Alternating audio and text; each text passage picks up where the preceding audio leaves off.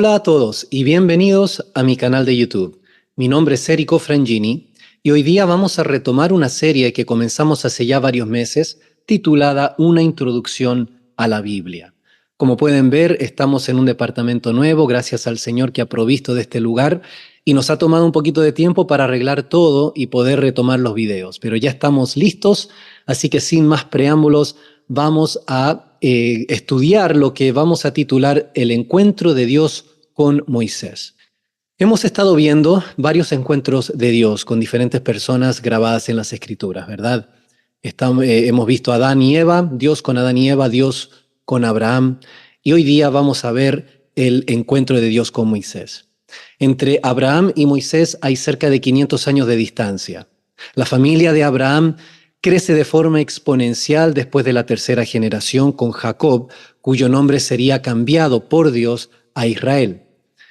Jacob tiene 12 hijos y uno de esos hijos, llamado José, termina ocupando el lugar de mayor autoridad después de Faraón en Egipto. Y entonces es allí donde el pueblo se multiplica, crece de forma exponencial, a tal grado de que los egipcios se sienten amenazados y tratan de, o más bien esclavizan al pueblo para impedir una insurrección, les tenían miedo. La dureza y la crueldad de la esclavitud se ejemplifica en un decreto de Faraón de aniquilar a los niños hebreos de 2 años para atrás, o sea, menores de 2 años, para frenar el crecimiento del pueblo. Y aquí estamos viendo una forma de control natal al estilo Agenda 2030, con su énfasis en la aborción, ¿verdad? En ese contexto, entonces, nace nuestro héroe, que es Moisés, quien ya fue presentado al inicio de esta sección. Los remito a un par de videos atrás en la serie.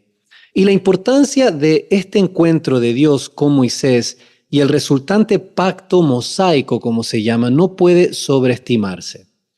Pocas cosas en la historia de la humanidad han tenido el impacto que la revelación de Dios a Moisés ha tenido, siendo de mayor trascendencia solo el tiempo, o más bien la obra de la muerte y la resurrección de nuestro Señor Jesucristo.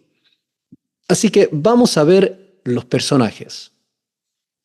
Moisés fue un hombre excepcional. El alto lugar que ocupa en la historia se debe en gran parte a los muchos roles que tuvo que asumir a lo largo de su vida. Como agente de Yahweh en la liberación de los hebreos, él es su profeta y líder. Como mediador del pacto, fue su fundador de la comunidad israelita. Como intérprete del pacto, fue su organizador y legislador. Como intercesor a favor del pueblo, fue su sacerdote. La formación de Moisés en la corte egipcia, además, lo distingue de la gran mayoría de sus contemporáneos, sobre todo los de su misma etnia. Sin embargo, fue su relación singular con Dios y con el pueblo lo que el texto enfatiza. No es tanto la historia, la biografía de Moisés, sino la relación que él tiene con Dios y con el pueblo. Moisés fue testigo y vehículo de las manifestaciones más extraordinarias de Dios que se han visto en la historia, nuevamente, salvo en el tiempo del Señor Jesucristo. En lo que es el clímax de estas revelaciones, grabada en Éxodo 33 y 34, a Moisés fue dado el privilegio de ver las espaldas de Dios mientras él pasaba, porque dice el texto, nadie verá el rostro de Dios y vivirá, porque Dios es completo y absolutamente santo y los hombres no lo somos. Más sobre esto en un momento. Además, Moisés tiene un lugar en el ADN del pueblo judío que nadie más puede ocupar. Él fue su fundador, ya que mientras que a Abraham fueron dadas las promesas de base, es por Moisés que el pueblo adquiere su identidad nacional cuando el Estado teócrata israelita nace como tal. Vamos a ver la propuesta de este encuentro de Dios con Moisés. El libro del Éxodo, donde se encuentra la narrativa de la liberación de Israel, es, en mi opinión, el corazón latente del Antiguo Testamento. Es el clímax de todo lo que se viene diciendo en el libro del Génesis y el punto de referencia para todo lo que sigue en la fascinante historia de Israel hasta el día de hoy. Son 2 los puntos de trascendencia masiva que el Éxodo nos proporciona. En primer lugar, el nacimiento del Estado teócrata de Israel. Pocos pueblos han tenido el impacto en la historia universal que el pueblo judío. Llama la atención ver cómo este pueblo y su territorio han estado en el centro de las epopeyas más conocidas de la historia, ya sea por su rol protagónico en la trama de la vida, muerte y resurrección de Jesucristo, la destrucción de Jerusalén en el 70 después de Cristo, la constante persecución sufrida a manos del emergente Islam y las cruzadas también de la Edad Media que fueron muy violentas contra los judíos, o el intento de exterminio por mano de Adolfo Hitler y finalmente el regreso del pueblo a la tierra prometida por ahí por 1948, además de su continua pugna con los palestinos y su presente estatus como Estado moderno en la comunidad internacional, Israel simplemente no es una nación más, ni son los judíos una etnia más entre muchas. Y esto no le gusta a mucha gente, pero es la verdad. Históricamente, Israel, o más bien el pueblo judío, tiene un lugar especial. Lo que se pierde de vista, tristemente, sobre todo en el ámbito político y social, es que lo que distingue a esta nación y a la vez explica su perdurabilidad histórica es precisamente este pacto de Dios con Moisés que vamos a estudiar. De igual manera que Dios está en el mismo nombre Israel, que literalmente quiere decir uno que lucha con Dios, la existencia del pueblo judío es un testimonio vivo y una evidencia empírica irrefutable, no solo de la realidad de Dios, sino también de la veracidad de su palabra. Aquí vale hacer un pequeño paréntesis, sobre todo a la luz de lo que ha acontecido en estos últimos meses con la guerra que está aconteciendo en Gaza. Hay que hacer una distinción entre prácticamente tres categorías. Está la nación de Israel, el Estado de Israel. Está lo que es la etnia judía y después está lo que es la religión del judaísmo. Esas tres cosas no son lo mismo. Están relacionadas, pero no son lo mismo. Muchas veces, por no hacer esas distinciones, terminamos haciendo acertaciones que no son verdad o que son poco precisas a la hora de explicar la situación global. Cuando hablamos, por ejemplo, de la importancia de la etnia judía, de la nación de Israel, en lo personal me estoy refiriendo a la existencia del pueblo, de la raza judía, de la familia de los hijos de Abraham. ¿Ya? No me estoy refiriendo al Estado de Israel ni al movimiento sionista, que es una entidad sociopolítica, ¿verdad? Es el país. No estoy hablando de eso. Y tampoco estoy diciendo con esto que el pueblo judío como tal, los hijos de Abraham, son el pueblo de Dios en el presente, porque ese lugar lo ocupa la iglesia según la enseñanza de nuestro Señor Jesucristo. Y la iglesia está compuesta por judíos y no judíos que han creído en el nombre de nuestro Señor Jesucristo y son en efecto cristianos. ¿Okay? Según el Nuevo Testamento, ese es el pueblo de Dios. Y eso tiene que quedar pero muy claro. ¿Por qué? Bueno, porque el judaísmo, la religión, es una forma de la religión del Antiguo Testamento tristemente apóstata, que abandonó los principios del Antiguo Testamento, todos los cuales apuntaron hacia Jesucristo. Este fue la queja más grande que tuvo Jesús contra los líderes religiosos judíos, que habían abandonado la ley, la palabra de Dios, y habían establecido su propia tradición. Bueno, esa tradición es la que hoy se conoce como judaísmo y no es la religión que Dios desea y que ha revelado en la Biblia. Todas estas cosas son un poquito complejas y cada una nos podíamos pasar mucho tiempo explicándolas, pero lo que yo estoy hablando aquí específicamente es la etnia, la raza, la gente como tal, el hecho de que ellos todavía existen y que se pueden identificar como judíos o como israelitas en el sentido étnico, es un testimonio de la veracidad de la palabra de Dios, porque es la Biblia la que nos explica cómo nació este pueblo. Han habido muchos pueblos, desde aquel entonces hasta ahora, que desaparecieron, que ya no existen, pero este pueblo permanece, y no solo permanece, pero tiene un protagonismo increíble en la historia de la humanidad. Y eso entonces es a lo que me refiero cuando digo que son testigos de la existencia de Dios y de la veracidad de la Biblia. La segunda cosa de trascendencia masiva que nos revela el Éxodo es la revelación de la ley de Dios. Sintetizado en los 10 mandamientos, la ley mosaica tiene una trascendencia importantísima, tanto en el resto del texto bíblico como en la historia de la jurisprudencia de Occidente. Como tal, un estudio detallado de la ley excede nuestros propósitos presentes, ¿verdad? No podemos hacerlo en este video, pero un vistazo panorámico revela lo siguiente acerca de la ley. Número 1. Está dividida en 3 componentes: los 10 mandamientos, las ordenanzas o leyes judiciales y el sistema de adoración para el pueblo. Eso incluye el sacerdocio, el tabernáculo, que llegaría a ser un templo, el sistema sacrificial o de ofrendas y los feriados anuales. La ley se presenta como un todo, una totalidad, y a pesar de la distinción comúnmente hecha por los teólogos entre la ley moral y la ceremonial, que es muy útil cuando estudiamos la ley de forma sistemática, la lógica bíblica, sin embargo, no hace semejante división en cuanto a la responsabilidad de cada individuo de cumplirla. Hay pasajes que los remito a que los chequen: Gálatas 5:3, Santiago 2:10, Mateo 5:17 al 20, donde el Nuevo Testamento nos enseña que en cuanto a cumplir la ley y nuestra responsabilidad ante Dios de obedecerle, la ley no hace distinciones. No es que tú puedes cumplir una parte y dejar otra parte al lado. O la cumples todas, o si quebras uno de esos mandamientos, no has cumplido la ley. Es así como lo ve el Nuevo Testamento. Número 2.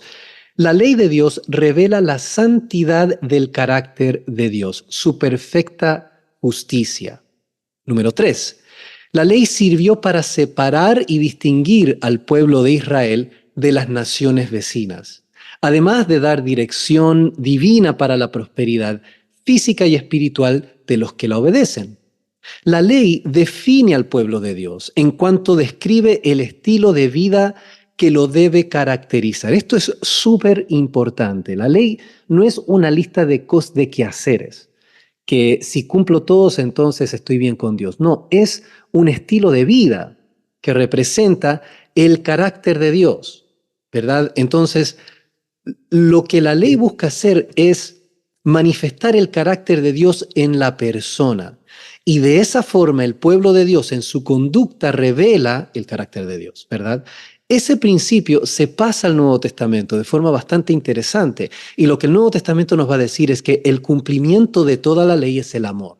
De tal forma que cuando uno camina, el estilo de vida de uno se caracteriza por el amor según lo define la Biblia, el Nuevo Testamento, entonces se puede decir que estamos cumpliendo la ley, toda la ley. ¿Por qué? Bueno, porque cuando uno ama, no va a violar al prójimo, no va a ofender a Dios, no va a hacer todas aquellas cosas que la ley prohíbe. La ley también revela la inhabilidad moral o pecaminosidad de todo ser humano que intenta cumplir con todos sus requisitos. En efecto, ningún mortal puede cumplir la ley de Dios por sus propias fuerzas o voluntad. Y es ahí donde la ley revela un vacío, una incapacidad de hacer que el adorador cumpla con todas sus pautas, y entonces nos prepara para aquello que vendría mucho después, que sí le permite y capacita al adorador para cumplir la ley, que viene siendo el Evangelio. Y por último, la ley apunta a la necesidad de un sacrificio para la satisfacción de la justicia divina, siendo este el único camino para el perdón de los pecados. Así, el que practica la ley demuestra la verdadera y única adoración que Dios recibe, lo cual resulta ser el propósito supremo de nuestra existencia. Hay mucho aquí, admito, pero lo importante es entender que Dios está revelando su persona de forma progresiva y la ley es un aspecto fundamental. Es importantísimo por todo esto. Revela su carácter, revela el estilo de vida que a Dios le agrada, revela la necesidad del adorador, de recibir el perdón mediante todo el sistema de sacrificios que la ley impone. Y todo esto nos prepara para aquel que sí puede realizar la ley en nuestras vidas. Aquel que puede escribir la ley no en tablas de piedra, como en el Antiguo Testamento, sino en el corazón. Y eso lo vamos a ver más adelante. Todo esto parte de la obra redentora de Dios por su pueblo. Es la liberación del pueblo israelita lo que ocupa el centro de atención. Tanto la formación de Israel como nación, ¿ok?, como la entrega de la ley proceden de la salvación y son su resultado. Esto es súper importante. La salvación no viene por ser obediente a la ley. Nunca fue así y eso se establece aquí, en este momento, cuando la ley es dada. Primero es la salvación, primero es la redención, la obra de Dios para con el pueblo y después, y como resultado de esa salvación, Dios da la ley. Dios se revela como el gran y único redentor de los hombres y de su pueblo en particular. La razón por la cual debemos hacer hincapié en esto no solo se debe al hecho que el texto lo demanda, sino también por la tendencia a alzar tanto al pueblo judío como a la misma ley al lugar de supremacía. En el ámbito sociopolítico se habla del Estado de Israel o el movimiento sionista, si se quiere, sin mencionar una sola vez a Dios. Esto es muy lamentable y muy triste. He visto varias entrevistas, podcasts, donde políticos judíos o norteamericanos, estadounidenses, hablan de Israel sin mencionar el Dios de Israel. Dios está en el mismo nombre, Israel, y sin embargo nunca lo mencionan a él. Por otro lado, se alaba la ley de Moisés como un logro de la humanidad de considerable significado y se aboga por volver a incluir la ley en las escuelas y casas de gobierno como antaño, pero a Dios no se le quiere ver por ningún lado. El fin por el cual Dios realizó la liberación de Israel y por la cual preservó esta historia en la Biblia es para dar testimonio de sí, para mostrarnos su persona. Y termino con esto. Se habla mucho de los valores judeocristianos que están siendo minados, que han sido abandonados por nuestra sociedad secular contemporánea. Hay un movimiento significativo del lado conservador, de la derecha, por tratar de recobrar estos principios, citando que la ausencia de estos principios es lo que ha dado raíz al caos de la sociedad, con problemas y tragedias como la ideología de género, la aborción, la inmoralidad sexual, todas esas cosas que cuando uno las ve, la reacción típica de todo mundo es: aquí hay algo que no está andando bien. ¿Cuál es la explicación? Bueno, porque abandonamos los principios que dieron inicio a la cultura occidental, los principios judeo-cristianos que se hallan en la Biblia. Sin embargo, a menos que recobremos no solo esos principios, sino al Dios que nos dio estos principios y tratemos de establecer una relación con ese Dios, tener los principios no sirve de nada.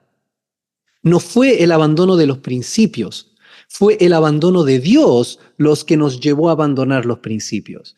Esto acontece como resultado del enlightenment, del alumbramiento, creo que se llama, cuando las élites deciden que no necesitan más la revelación de Dios y que nos podemos valer por nosotros mismos, acudiendo solamente al conocimiento científico. Dejamos a un lado la religión y nos metemos de lleno al uso de la razón.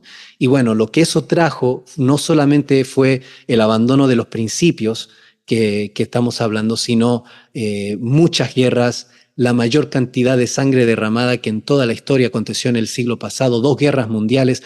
Todo eso fue como causa del abandono de Dios. Y no se puede evitar esto. ¿Por qué? Porque al final no se trata de principios, se trata de una relación con Dios. Y esto es lo que nos quiere mostrar Dios por su ley, y esto es lo que vamos a ver además en el próximo video.